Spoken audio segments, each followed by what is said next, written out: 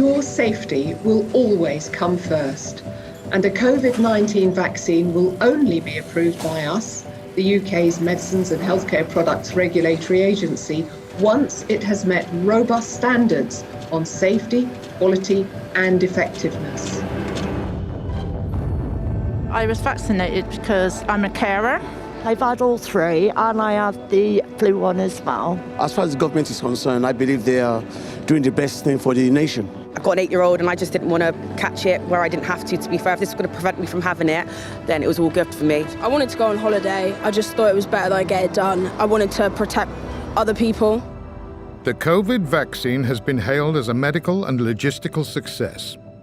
It's claimed that millions of lives have been saved. But there's growing evidence that the jab can have devastating consequences.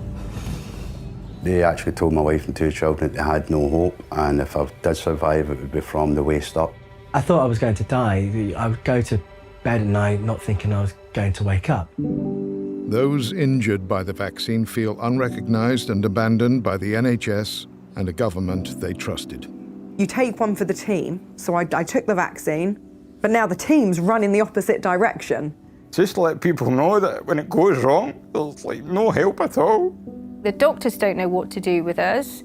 We're literally keeping each other alive. Safety is our watchword, and we are globally recognised for requiring the highest standards of safety, quality and effectiveness for any vaccine.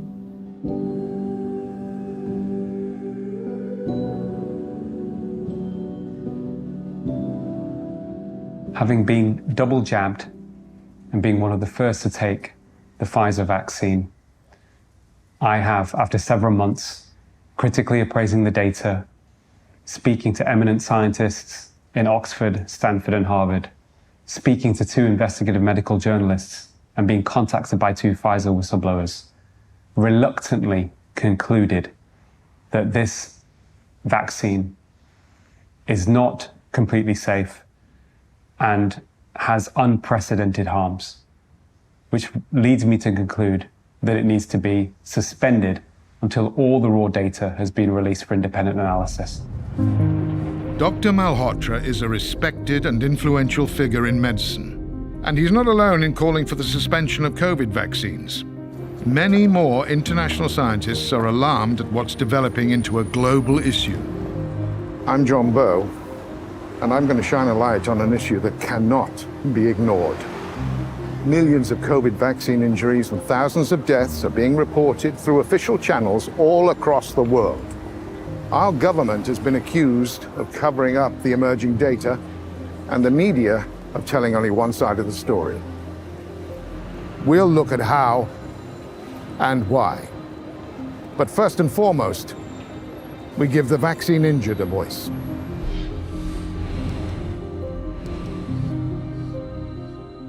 My mum was standing on the drive.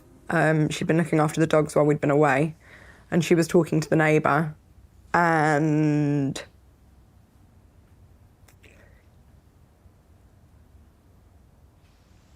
I remember getting out of the car and I burst into tears and I said, please don't be alarmed at how I'm walking.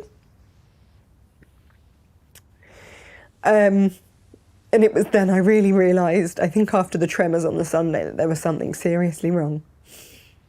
And I'd been fine up until, I'd been healthy, perfectly fine up until the point of me having my second vaccine. Breathe, breathe, breathe. Breathe, breathe, breathe, breathe, breathe. Okay, come on. I don't want.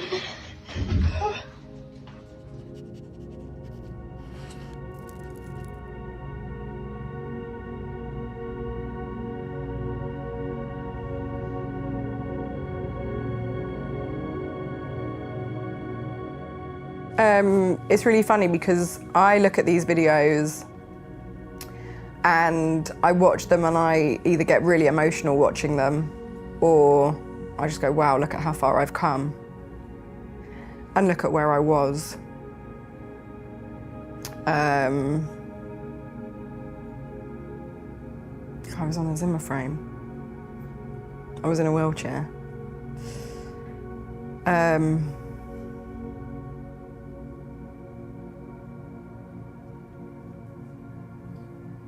kind of feel like I'm looking at somebody else sometimes. And not me.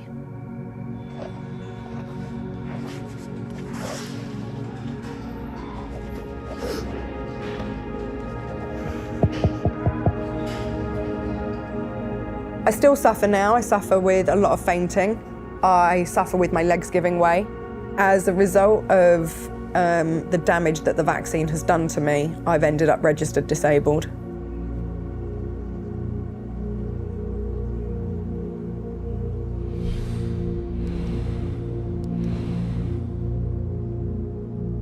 Before I took the vaccine, I was a 57 or 56-year-old scaffolder, absolutely no underlying health conditions. I worked hard, 5 tonnes of steel a day, never been ill. I had a very active private life. I was in a band. I left the band about a year ago, but I still went to about 4 or 5 gigs a week. Nothing now. I don't do any of that anymore. Trying to get into places is not easy, either on a wheelchair or on crutches. The prosthetic leg is great when it works. I'm still very early, so it's not working the way it should to a certain extent.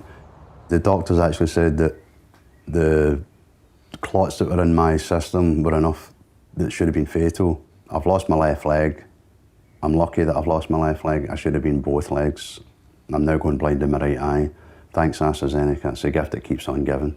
That's the honest answer.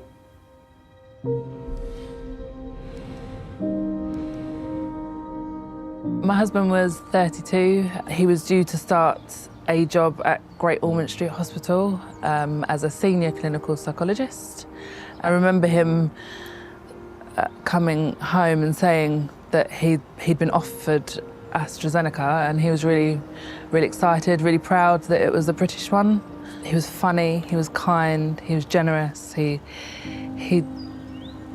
did everything. You know, he worked 2 jobs and still came home and helped with the children.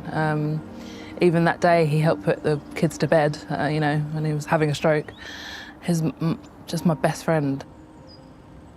The last time I saw him was walking towards the ambulance. I must have known on some level that might have been the last time that I was going to see him.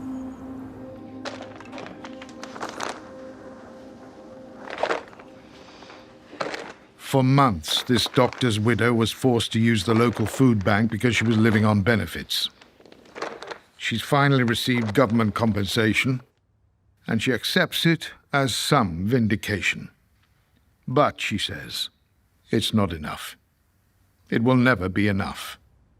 Charlotte is still awaiting an inquest, but across the UK, coroners have confirmed deaths from the vaccine.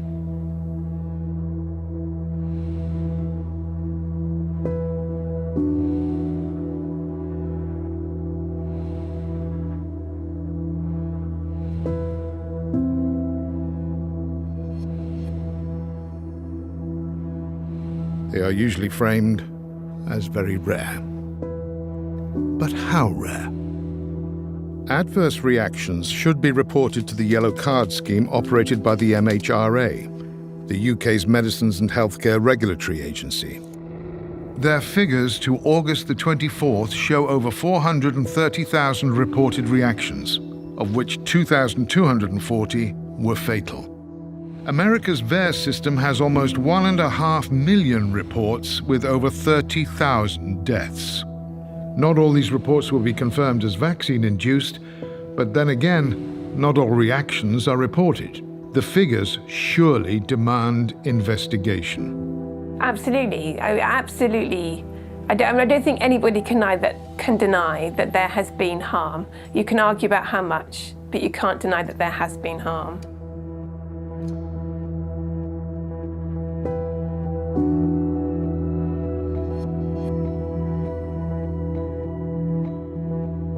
It's just a scandal of such epic proportions that I think people don't know where to begin with it. It's frightening to even approach it. The government is in denial on vaccine injuries, according to one of its own MPs. Other jurisdictions have taken the view that fully compensating those who do the right thing for public health reasons by having a vaccine should be looked after by the state if the consequences of having that vaccine result in disability or injury. This approach is taken in order to promote vaccine confidence amongst those who might otherwise be hesitant about having a vaccine. This government's approach, however, seems to be to try and promote vaccine confidence by covering up the adverse consequences for some of having been vaccinated. Sir Christopher is pursuing a private member's bill, trying to speed up compensation and increase the maximum amount from £120,000. But for the vaccine injured, recognition and a return to good health are paramount. Take Caroline Pover. She runs a pickling business, writes books, and is a public speaker. For 10 years, she supported a village in Japan, which was devastated by the tsunami. And to make her annual visit, she took the jab. My life has completely changed now. It's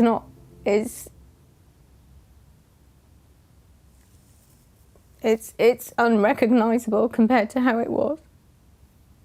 Sorry.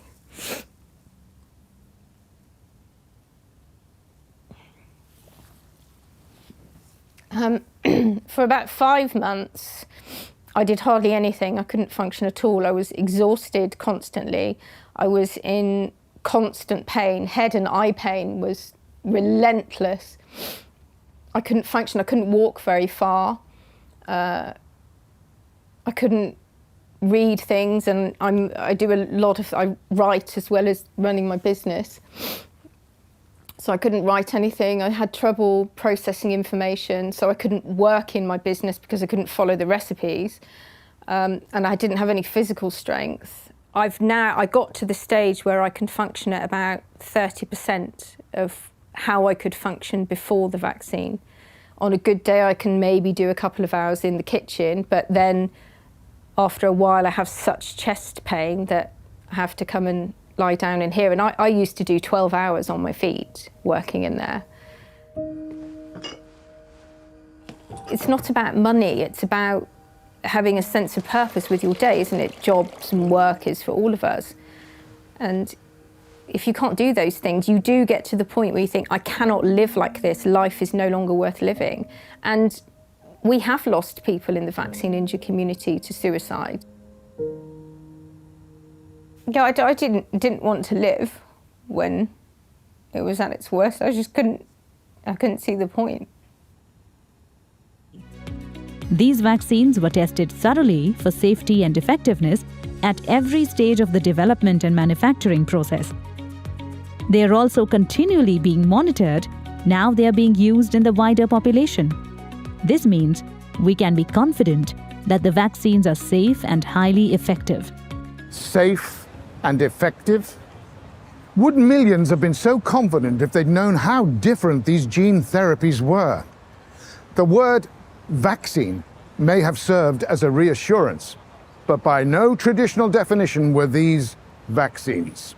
The definition the authorities are using is not what people understand the word vaccine to mean. The public's perception of a vaccine is, we're thinking about polio and about measles and the conventional vaccines, where you have a very inert part of the virus being used and it prevents the illness. These what we're using now is a different technology, it's new, and it doesn't prevent the illness. Although it's not my traditional area of expertise, my understanding, looking at the data, of the mechanism of harm from the vaccine is that the spike protein, which we believed initially to be localized to the arm, appears to be distributed throughout the body in every major organ system for several months, causing either a direct reaction through toxicity or an autoimmune reaction. And that is the most likely explanation behind the mechanism of harm from the mRNA products.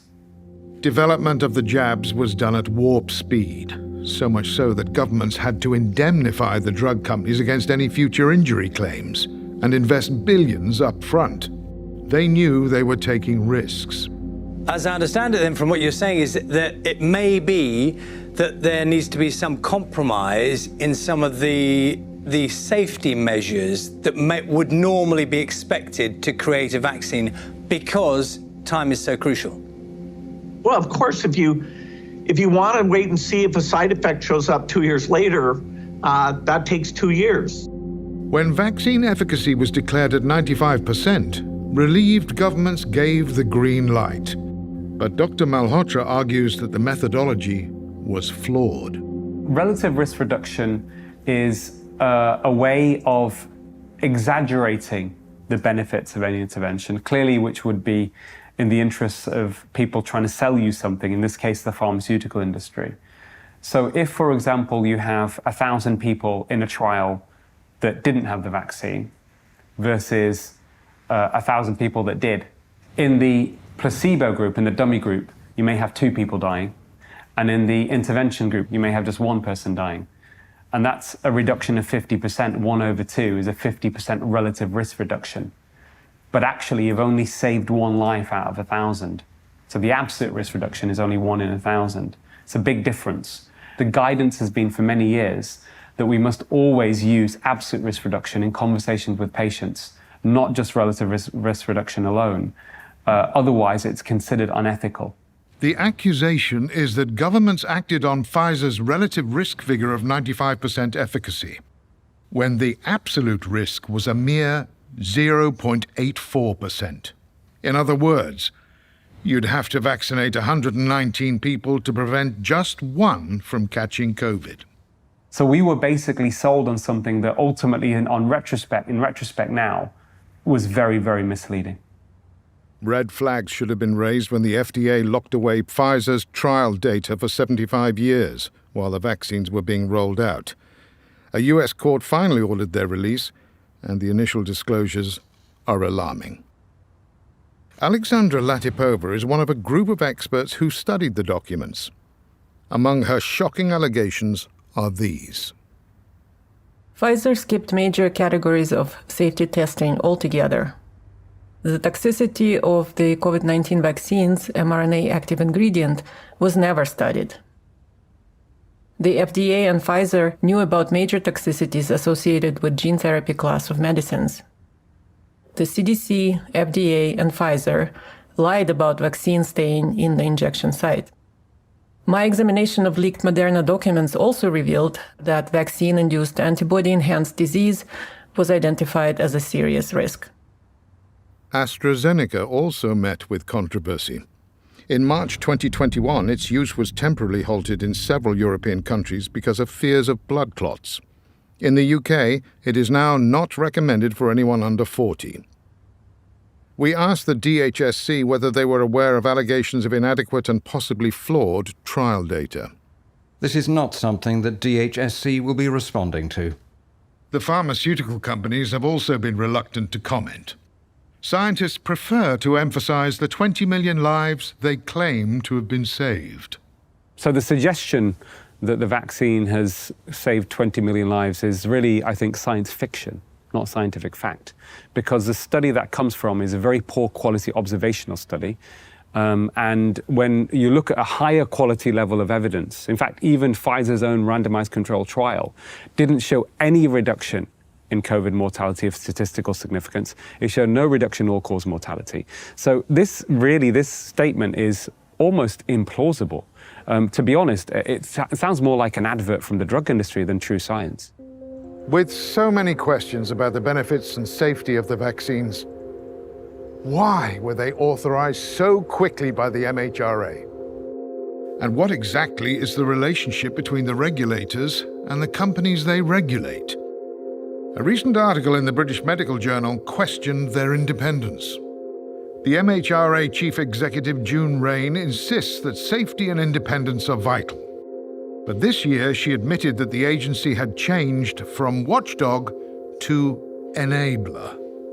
Rules are written on tablets of stone, and there's a lot of policemen in these places that go around factories, find problems with trials, and generally hold things up. We tore up the rule book, and we allowed companies to immediately start juxtaposing not sequential phases of clinical trials, but overlapping, beginning the next one before the previous had been finished. Doctors, patients, and members of the public must be aware that regulators cannot be trusted to be independent as long as they continue to be captured by industry. Recent evidence that's emerged from a BMJ investigation revealed that 86% of the funding of the MHRA comes from the drug industry. And that's a huge conflict of interest. We asked the MHRA for their observations, but they merely referred us to their official guidance on the safety of COVID vaccines.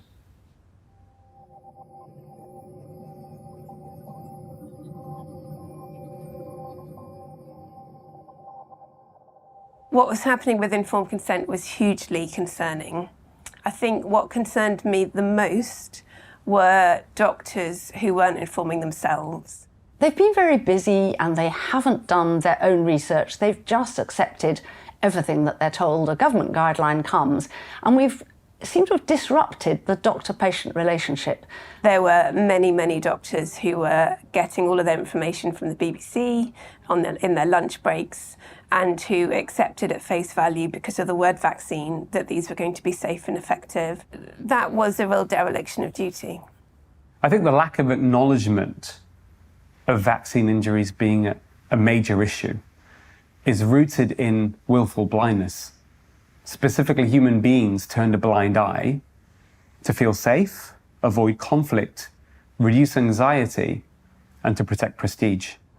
The General Medical Council responded, "It is not within the remit or expertise of the GMC to assess the scientific or evidential basis for the recommendation made by the Joint Committee on Vaccination and Immunisation, or the decisions made by government and public health bodies.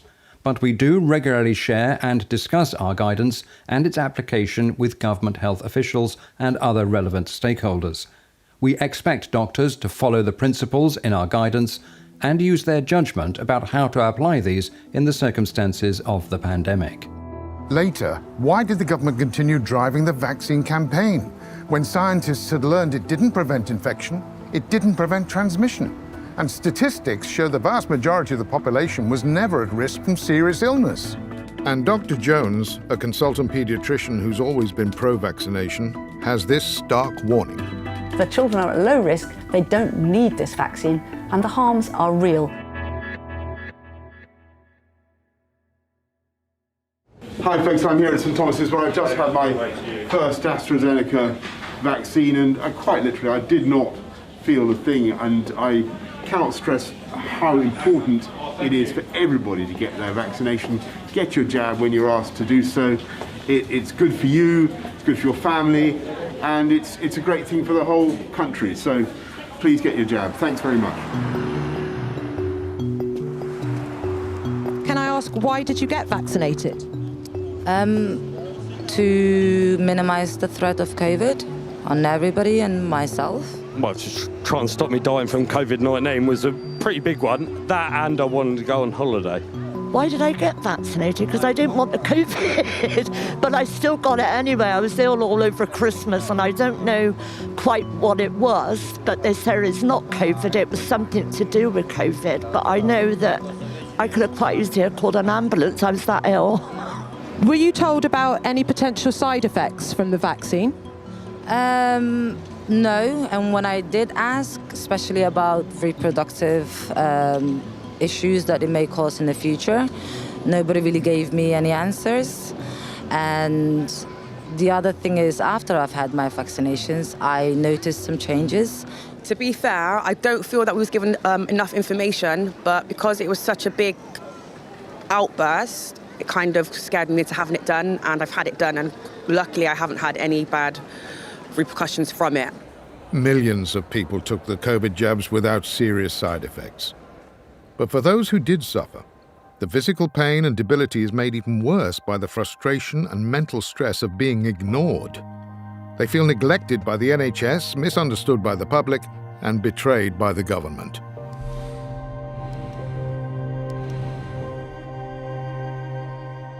Before I was fit and healthy, and used to do boxing, would do CrossFit, you know, do a lot of weight training and, you know, keep myself in good shape. When I had my Pfizer booster, that's when my world just totally crumbled. I remember one time grabbing onto the side door saying, I'm going to die. I couldn't even get to the toilet. They were so frightened. His body was shaking, it was jerking. It was horrendous. Absolutely horrendous. My heart got elevated when I was on standing. I got really sick. I was being sick for 6 weeks. I was retching and being sick and throwing up every single day. My heart cramped. It felt like somebody had grabbed my heart and twisted it 3 times. I had brain fog. I developed a slur. I would slur my words, and I developed a stammer. I had seizures. My body can't regulate temperature anymore. It's totally ruined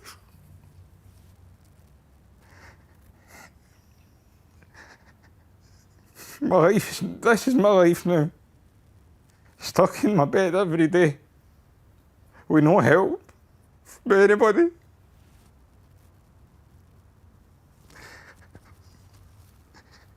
It's not a life form, it's an existence, and nobody. I tell you, if I could hold a Boris Johnson, I would tell Boris Johnson exactly what I think of him. Help these kids, help them. Help these people that are injured. But I can't live like this. I can't live my life in my bed. I'm only 36 years of age. I'm supposed to be getting married this year.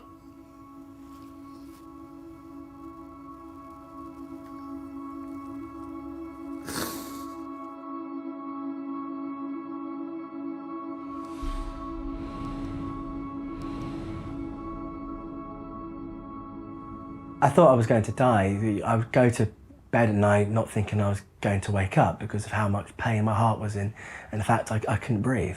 80, Max and Katie Harrison. Congratulations. We were ranked number 6 in the entire world for amateur ballroom and Latin dancing in the 10 Dance Championship, and we were one of the highest ranking couples in the UK and subsequently the world. Our ambition is to become world professional 10 dance champions, European, international and British professional champions, and we aim to do that within the next 8 years. So I got my second jab, and for the first 2 to 3 days, completely normal. I was dancing, I was preparing for the World Championships. So this is, I'm going to the gym every day and practicing. After the 4th and 5th, I started getting a small pain in my heart, and I thought it was just genuine heartburn. I was still dancing, and I'm told now that that could have been very dangerous and caused long-term health problems because of what could have happened. Originally it was pericarditis, and I was then told just before Christmas, actually it's perimyocarditis.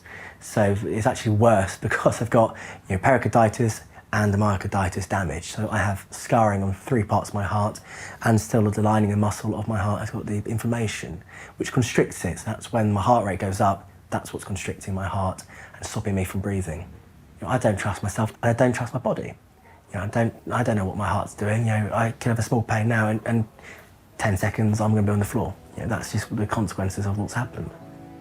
Music's a very beautiful and powerful thing if you understand it and if you enjoy it. And just to be able to go onto the floor and do what I think I was born to do in front of thousands of people, it's the most special thing in the world. And having lost that, I can't even begin to tell you how bad it feels.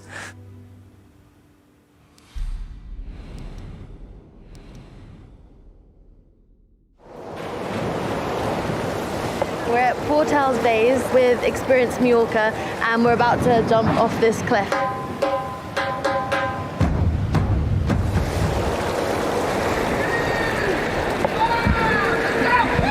I used to be in the Olympic team for synchronized swimming. I used to train 6 days a week, 10 hours a day. Incredibly hyperactive. I was also always known as the person that was like running around set, doing stupid things, backflips when I shouldn't be doing them and stuff like that. I'd go out and party and dance with my friends, and then I'd be back home at 7 a.m. and then shooting a commercial at 10 a.m. So really pushing my limits. The industry required me to be double vaccinated to work on films, and I immediately regretted it. As soon as she put it in my arm, I just thought, well, what have I done? Over that period of 2 weeks, I just got worse and worse and worse and worse. And eventually this awful headache that was like someone was actually inside my skull, like pushing out. I can't explain how awful it was, and I was dizzy. I was literally crawling. Like,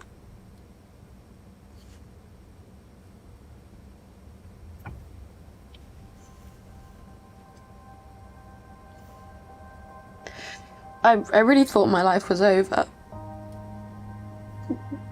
Because I couldn't even cook for myself.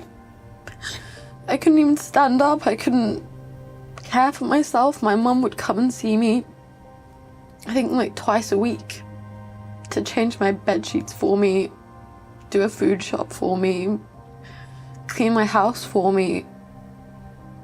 I just couldn't do anything at all. But I just thought, this isn't living. If the rest of my life is going to be like this, then I would rather not be here. But it was in the sense of desperation for help.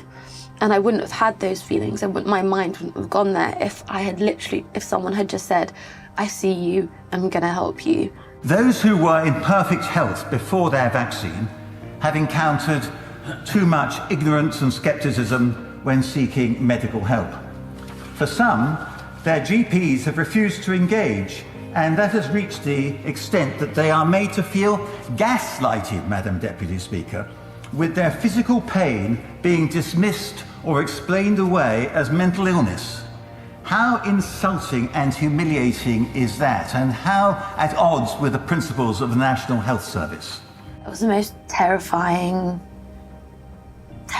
experience to be told that what's going on with you is psychological and that it's not physical when you're in physical pain. Genevieve and many of her fellow vaccine injured have spent thousands of pounds seeking treatments. They'll try anything to help ease their pain and disabilities. I found a private phlebotomy service, and she comes to the house and she takes a pint of blood out, and literally sit here, she takes a pint of blood out, and I come alive again, and I'm me again. I can talk properly, I can move properly, my body feels different, everything feels different. Come through. I did a series of oxygen therapy treatments with Janie at the Wellness Lab.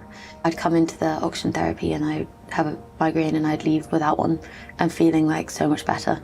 I'm very fortunate in the fact that I'm 70% recovered. I'm back working, just pacing myself, but there's no such thing as autopilot, there's no such thing as easy. For John Watt, just making the journey for treatment is a trial. Like many of his fellow sufferers, he has POTS, postural orthostatic tachycardia syndrome. A walk of just 20 meters is enough to send his heart rate soaring. So it's 134, 135.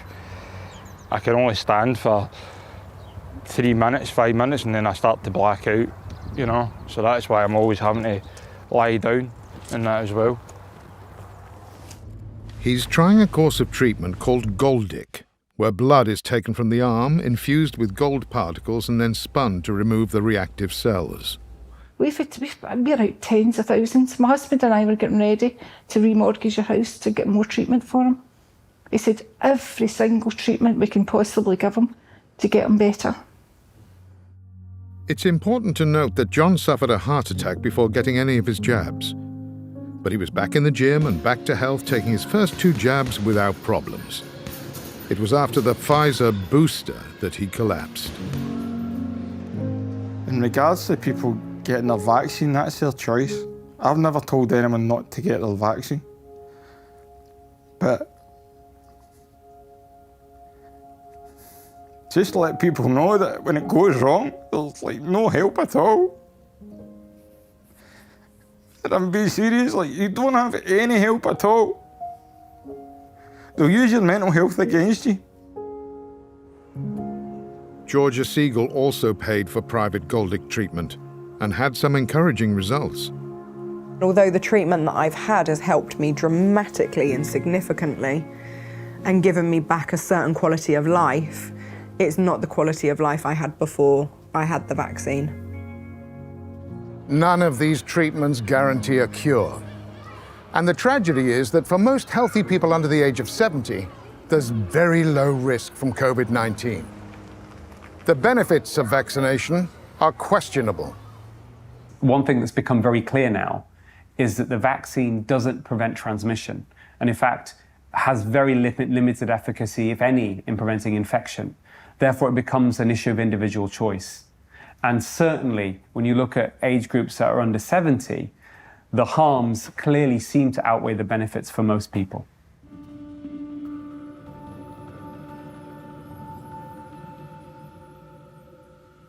This chart reflects deaths of people with COVID up to May 2022. And the numbers increase dramatically as the age groups rise. The vast majority are over 70 years old, and especially over 80. We asked the DHSC why the vaccine campaign targeted all age groups, and whether it accepted that the vaccines were not preventing infection or transmission. This is not something that DHSC will be responding to. Let's now look at the data after the vaccinations began. These are deaths from any cause amongst 15 to 44-year-olds in England and Wales. There is a notable increase in 2021, the year of vaccination, higher even than 2020 when COVID emerged. Young men seem particularly prone to myocarditis, inflammation of the heart. This data from America shows the expected rate of myocarditis in blue against actual cases in yellow within 7 days of a vaccine. Note the increase in younger age groups, particularly 18 to 24s. It's hard to ignore reports of sudden deaths and collapses, in particular on the sports field. It's just been unbelievable how many people, not just footballers, sports people in general, you've had tennis players, you've had cricketers, basketball players, just how many are just keeling over.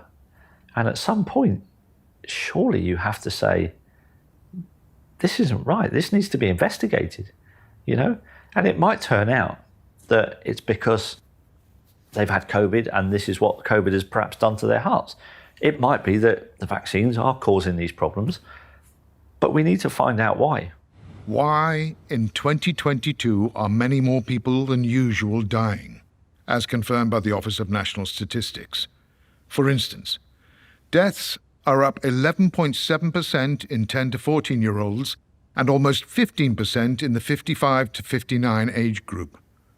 Overall, that could equate to over 75,000 excess deaths in England and Wales this year, and not from COVID. The Daily Telegraph is reporting that deaths in the aftermath of lockdown could be greater than COVID itself. There are calls for an investigation, mentioning lack of healthcare, stress, long COVID, even the cost of living.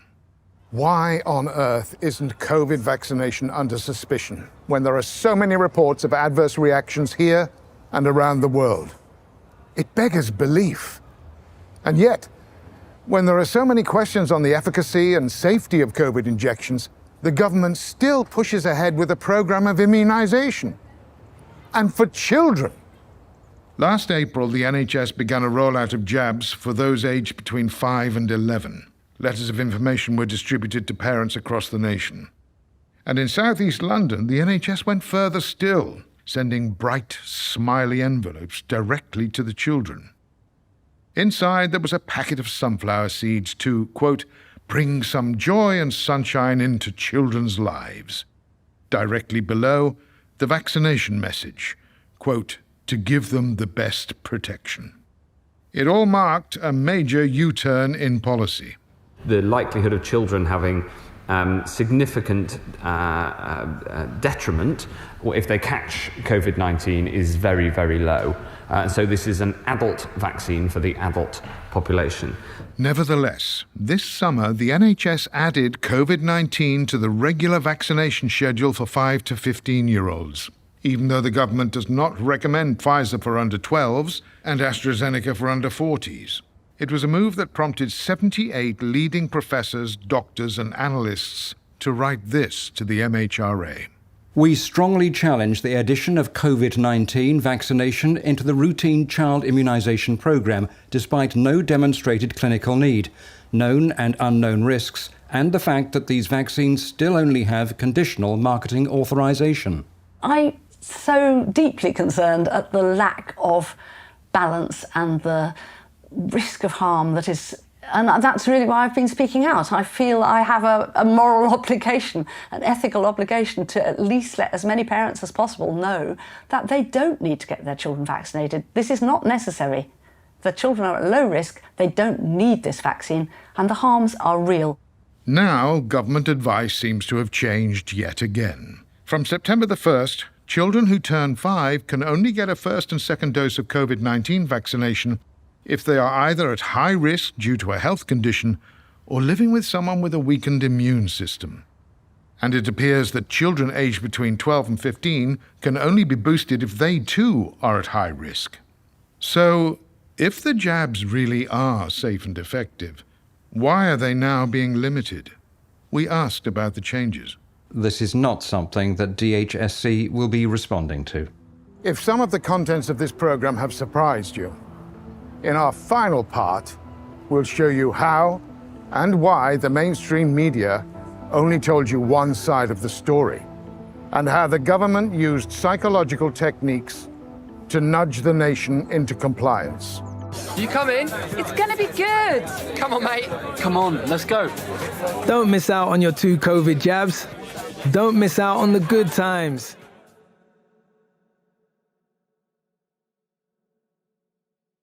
When they went for their jabs, those who were injured thought they were doing the right thing in following government instructions.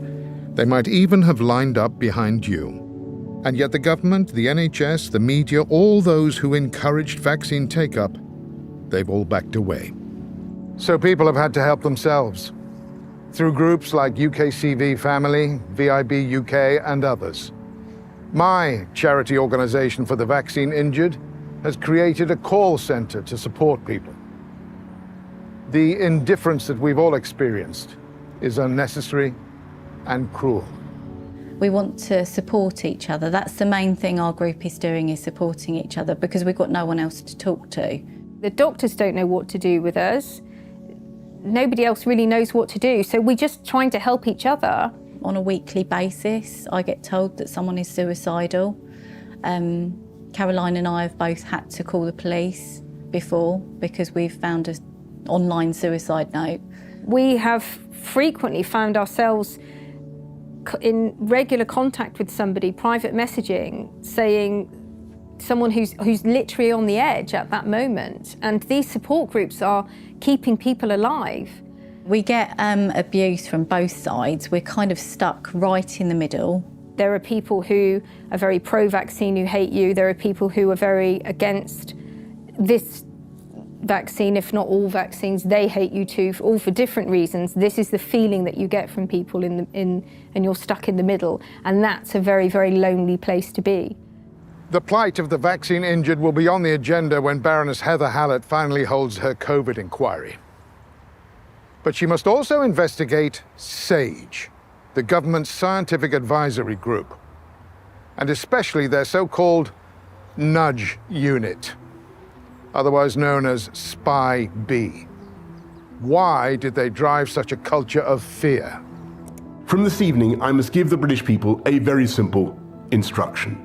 You must stay at home. Earlier, on the very day of that historic Boris Johnson speech, SAGE met to discuss Spy B's methods of achieving behavioural change. The tactics were agreed. The influence is clear.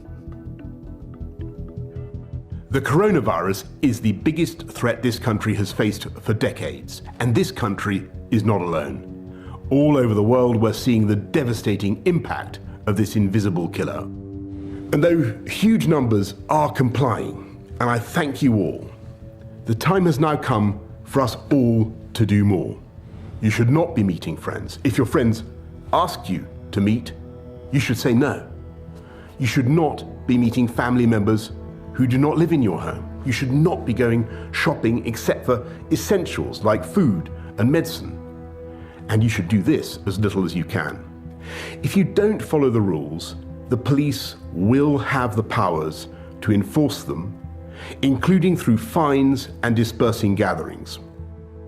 The way ahead is hard, And it is still true that many lives will, sadly, be lost. This is an important update from the government about coronavirus. Someone on your street, at your supermarket, or in your park is highly likely to have COVID-19. Do not go out unless absolutely necessary. Do not meet up with anyone outside your household. Do not put the lives of your loved ones in danger. This is a national health emergency. Around 1 in 3 people have no symptoms and are spreading it without knowing. Keep your distance. Exercise. Don't socialize. Stop the spread. Stick to the rules. If you bend the rules, people will die.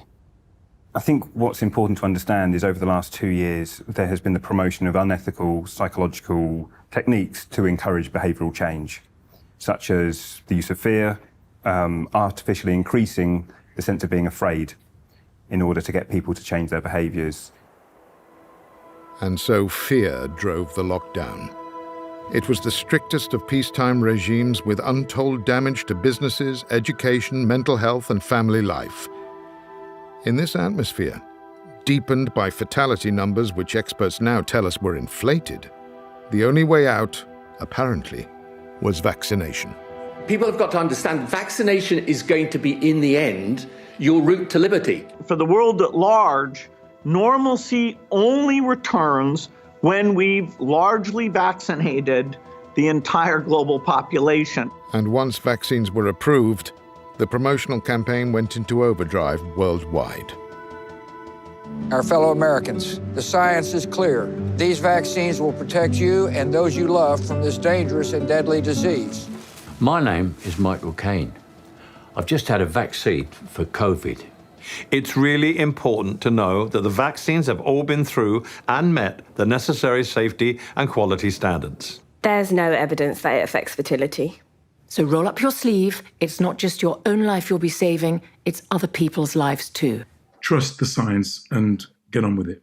The vaccine rollout was a logistical triumph and may well have prevented hospital admissions and deaths. But when 9 million adults in the UK chose to remain jab-free, the nudge became a threat. No jab, no job, vaccine passports, and vilification of what were termed the anti-vaxxers.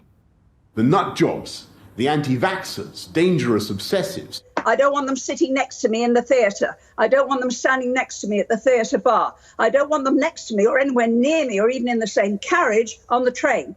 Frankly, if you're not vaccinated at the moment and you're eligible and you've got no health reason for not being vaccinated, you're not just irresponsible. I mean, you're an idiot. When you use unethical psychology on a population, you actually start to see splits and divisions occurring. And that's really dangerous because you also encourage othering or the demonization of people. So we see that kind of not just fear being raised, but also anger being raised as well. They deserve to be punished, and I've told my friends this as well. In fact, I have blocked my friends who have said they're not getting the jab. They are dead wood in my eyes. Tens of thousands of people would not bow to the drive for mass vaccination. They demanded choice, and they accused the mainstream media of promoting government propaganda.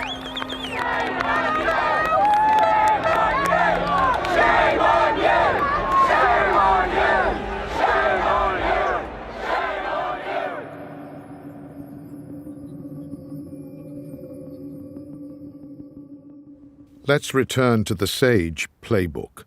It says, use media to increase a sense of personal threat, a sense of responsibility to others, and to promote positive messaging. Immediately, the regulator Ofcom asked broadcasters to take note of the significant potential harm that could be caused by material misleadingness in relation to the virus or public policy regarding it. They warned of taking appropriate regulatory action on any breaches. And note the date. It's the same day the SAGE document was approved and the Prime Minister spoke to the nation. Cue the BBC. Just to let you in on a journalistic point here, we actually don't, as a matter of editorial policy, we don't debate with anti-vaxxers whether they're right or wrong. We actually don't do that. So the BBC doesn't engage with so-called anti-vaxxers, even when they may be right. And when several huge marches took place in London and across the UK, they were virtually ignored by the BBC and the rest of the media.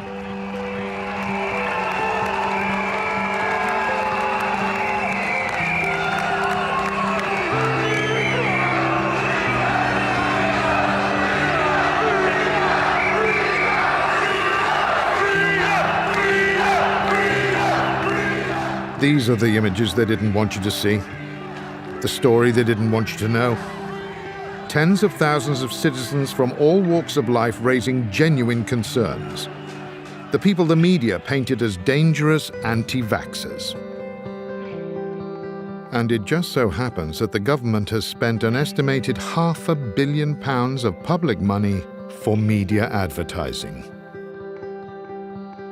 Then there's the Trusted News Initiative, which the BBC says is an industry collaboration of major news and global tech organizations working together to stop the spread of disinformation. The partners include the BBC, Facebook, Google, YouTube, Twitter, and Microsoft. It sounds laudable, but what it really means is that governments, the media, and the big tech companies are working to a common script.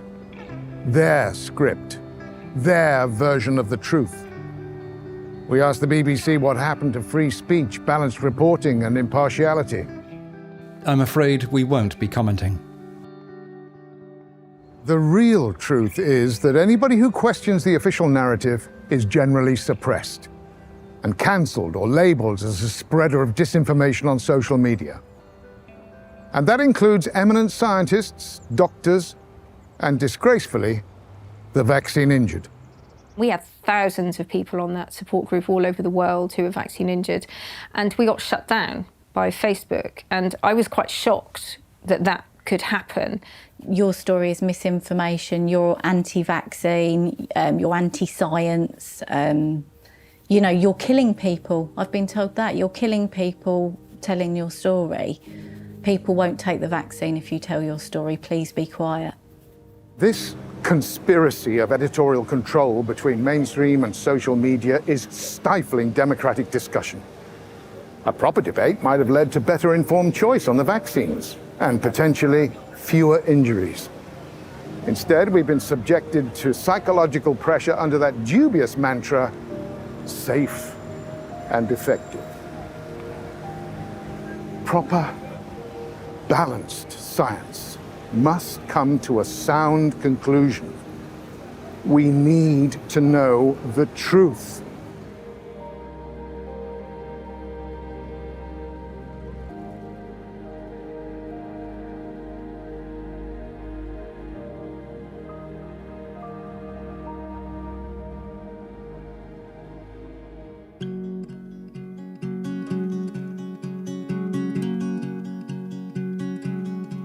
Through the madness and the lies, as they're holding back the truth, no matter what they try, I will always fight for you.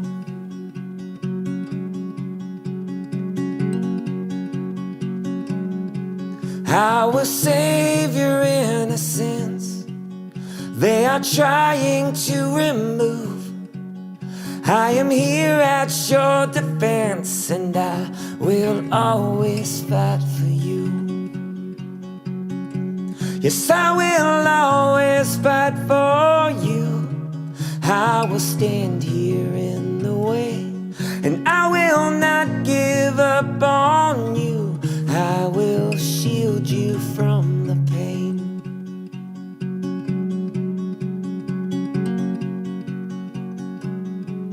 In the battle on the field, there is evil on the move, but I hope that you can feel that I will always fight for you.